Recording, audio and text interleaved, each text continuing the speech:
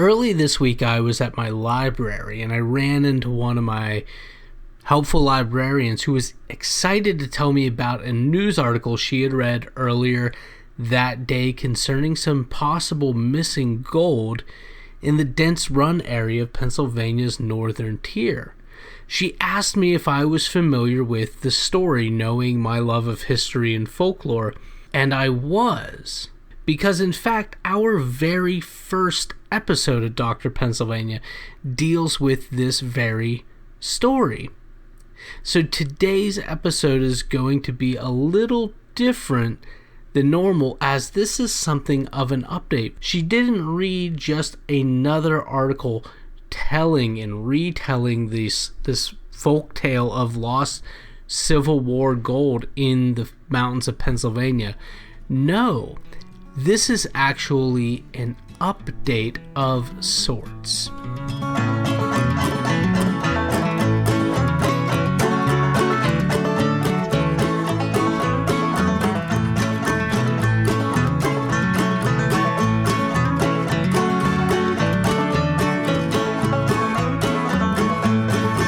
Like I explained in the introduction, I'm a bit excited right now. I don't have any notes in front of me per se. I'm just kind of speaking off the cuff. To catch you up to speed though, there is a story that has got a lot of traction in the region though, and that has to deal with supposed missing gold from the American Civil War. The story goes there was a Castleton, I forget the rank, but again, if you listen to the very first Dr. Pennsylvania episode, you can get more detail about this. Again, just to catch you up to speed, the legend goes, there is this Castleton. He has 2 wagons. He is shipping gold from West Virginia to Philadelphia. Now, in order to evade Copperheads, which were Northerners sympathetic to the Confederate cause, they are taking a rather circuitous route up into the northern tier of Pennsylvania, near the New York line practically, and then down into Lock Haven. They're going to take the Susquehanna. I don't know exactly by how they plan to do this, but the story is that they had 2 wagons, and the wagons had false bottoms, and in those false bottoms the gold was stored. Now what supposedly happened, and this was, if I'm remembering correctly, around Lock Haven, Castleton finally makes it, but his men are gone. The wagons have been deserted somewhere. The gold supposedly is buried somewhere in the forest around Dense Run. If I'm remembering the tale correctly, Castleton was a bit delirious. They were sabotaged, possibly by Copperheads, possibly by infighting. The cache of gold is claimed to be substantial. Now, again, and I'll try not to say this anymore after this, go back, listen to our very first episode, and you will get a much more detailed story. This fable, this legend, and I continue to refer to it as such, has gotten a lot of traction in the region, including with a group of treasure hunters who we mentioned a few years back when we first started doing this and talking about this legend. A lot of people in the area are really intrigued by it, and who wouldn't be? I mean, there's supposedly a ton of gold. It's a mystery. It's out there somewhere in the wilderness, and it is tied with one of the most significant events in American history. However, it never added up for me. In that episode, and there I go, breaking my promise not to mention the first episode again, we presented this story, but we also presented the story of Blackbeard, and not Edward Teach, the famous Blackbeard of yore, but another notorious figure who also supposedly went by Blackbeard. The story is almost identical. He's trying to get gold from Baltimore to the British up in Erie, and he's not going to go by water. He's not going to sail across the Atlantic. It's just too risky, so he takes waterways up to the Lock Haven area, where he gets 2 wagons, again with the flat fake bottoms, and the gold is stored there. And again, around the Dense Run area, the gold is buried somewhere and it never makes it to the British. That story comes from Henry Shoemaker, who we constantly cite, whose shadow casts very long on Bond and my endeavors here with Dr. Pennsylvania. The problem with Shoemaker, though, is that he would create a lot of folktale whole cloth, or so the accusations go. The bottom line is, not all of his stories can be trusted. There are just too many similarities between the Blackbeard lost gold story and the Union lost gold story. What's more, doing the historical research for the rank and name Castleton, there's no such figure what appears in the historical record. What's more, if the amount of gold that was lost is half as much as is claimed, there's just no way there wouldn't have been a massive hunt for this, even though it was supposedly occurred in 1863. With the Blackbeard story, supposedly somebody did find the gold and use it to open up a resort of some sort. But the bottom line is, they're 2 stories, they're both very similar.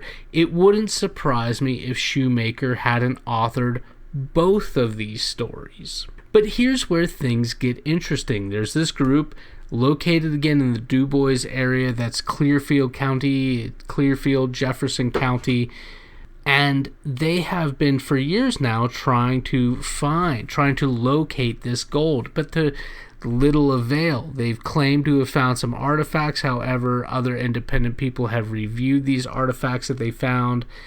I believe it was some bullets and some other metal pieces. These treasure hunters claim that this is from Civil War era. However, independent analysis, I think by one of the universities in the region, has determined it's more likely from the 1920s or right around the turn of the century, and more likely associated with all the woodhicks, all the lumber industry that we know was so present in the northern tier. What's happening now, though, is in 2018, the FBI were involved. In February of 2018, the FBI was in Elk County, and there was a site. The treasure hunting group apparently were involved in some ways. There was an EnviroScan that detected a buried object, which was supposed to be a large metal object, 7 to 9 tons in mass, according to a recent court filing. What's going on right now is that a Commonwealth Court panel ordered the State Department of Conservation and Natural Resources to open up information about digging that the FBI conducted in Elk County back in February 2018. Now, right now, from what I understand reading the article, the FBI is claiming that there was nothing found and that it has nothing to do with any of this, but at the same time, they're not opening anything up. There is a judge involved, and it seems like their interest is in seeing what the FBI will release under right to know laws. But it's curious, is the FBI involved in hunting for this presumed gold, or are they there for something tangentially related, or who knows? It's really interesting. It's really interesting to me in particular.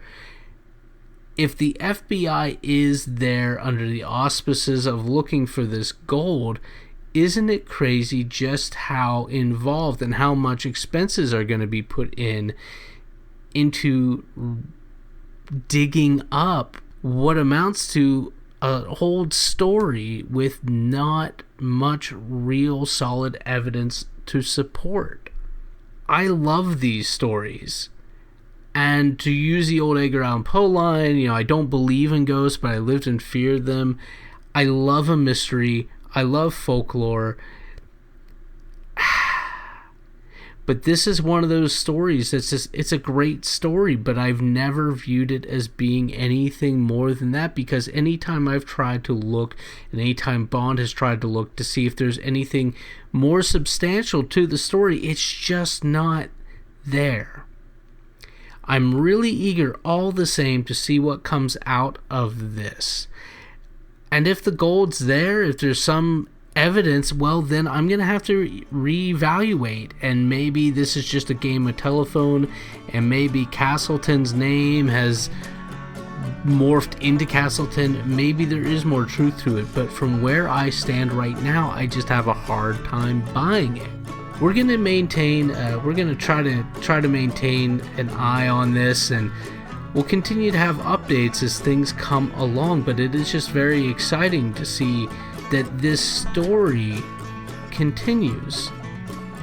At the end of the day, though, if nothing comes of this, and a person like me is going to continue to harbor under the belief that there's just not any evidence to support any reason to think any of this is true, that's never going to be enough. The people that love the story, but love the story and believe in the story, are going to continue to suggest that the absence of evidence is not evidence of absence. But personally, as much as I love a mystery, as much as I love a tale, a yarn, I just can't swing like that.